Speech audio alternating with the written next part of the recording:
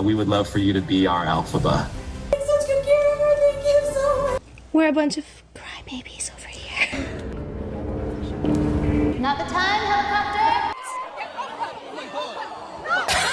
Ariana Grande and Cynthia Erivo are not just co-stars. They act like soulmates in crisis. The hand-holding, the tears, clinging together on the red carpet. It isn't giving normal. It's giving trauma-bonded besties who have survived something really intense together.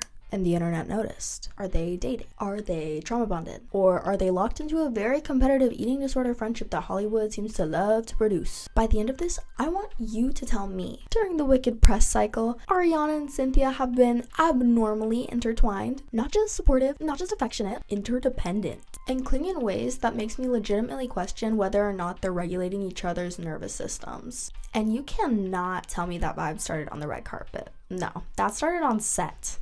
Are we really that surprised? No. And when you watch the interviews, their energies almost merged. Like deadass, Cynthia tears up, Ariana tears up. Cynthia grabs Ariana's hand, she squeezes it like she's apologizing. Just saying, this is the kind of connection that people build in rehab, eating disorder treatment. But there's another layer people don't want to talk about. Body image dynamics. Which both Cynthia and Ariana have spoken about this. Ariana's weight and body have just been a headline for decades at this point. Well, I guess 1 decade, but still. And Cynthia has also spoken about her own pressures for maintaining a certain body type in Hollywood and the pressure, the immense pressure that she faces in that. And here is where my own personal interpretation comes in from somebody who formerly had an eating disorder. It's giving competitive eating disorder friendship. Like, okay, hear me out on the criteria. Both perfectionistic, hyper-disciplined, used to criticism, coping under extreme pressures. They've obviously been getting thinner and thinner by the day, I swear, and also dealing with public obsession over their bodies. And in my opinion, this is how you get that are we comforting or competing with each other energy that seems to radiate through the screen. To be extremely clear, you listening? I'm not diagnosing anyone, okay? Just because I had a bulimic phase when I was 16 doesn't mean I have my PhD in eating disorder science. I'm just describing a dynamic that I have seen in a lot of my friends and myself, and also environments like this, which are the high pressure artistic ones, which in every eating disorder friendship I've ever witnessed, because believe me, it's shockingly like a lot. The hallmarks are always like really intense, super clingy, hyper empathy to the point where it's like you guys are basically sewn into each other's skin level of like feeling, bouncing off of that like emotional dependency that's like quite obvious. Does that sound familiar? The line between trauma bonding and romance is very, very thin, because both can look like long stares, physical closeness, needing the other person to be regulated, emotion pouring out, that feeling of like you're the only one who understands me. Fans read this as sapphic tension, but in my opinion, like, trauma bonding always kind of like imitates romance, even if it's not that. It's like the we survived war together effect.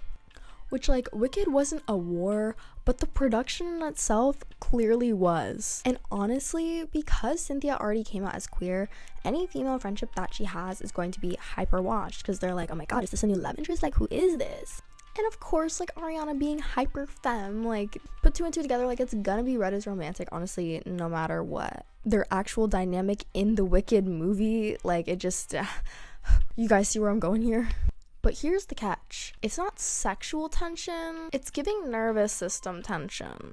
I mean, watch them at premieres. They hold on to each other like they just witnessed some terrible news. Like, Cynthia, all of your family just got... Like, they cry in sync.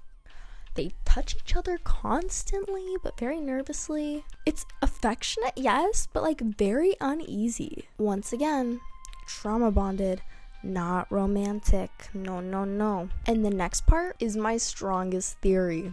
I just think that Ariana and Cynthia are regulating each other's anxiety, both emotionally collapsing and low-key like panicking, if you look at their body language. Bouncing off each other's panic. This isn't random, this is coping. And coping together doesn't always mean it's healthy. Their bond feels like a lifeline, not a partnership. And that's why it looks romantic to outsiders. Because it's intense. But intensity is not romance, that is survival, not seduction. So are Ariana Grande and Cynthia Erivo dating? Probably not. Are they queer coding their bond intentionally? Probably. Studios love that and it would be great for the press. But the deeper truth is this. These two women found each other during a very emotionally intense process and still haven't really had the chance to come back up for air, which to me this reads as trauma bond, competitive perfectionism, body image comparison, emotional dependency, and a Hollywood pressure cooker friendship. Not romance, not scandal, just two hypersensitive, talented women hanging on to each other like life rafts. But what do you see? Sapphic tension, trauma bond, or Hollywood manufactured intimacy? Let me know in the comments. I would love to hear what you think. If you think that I'm being insane, if you think that I'm being low-key normal and you agree, like, let me know down in the comments, and make sure to like the video and subscribe because I post like twice a week. So for real, yeah, subscribe. We are on the come up and we're about to hit 3K. So yeah, make sure to subscribe. I love you all and thank you so much for watching. I will see you all in the next one. Mwah!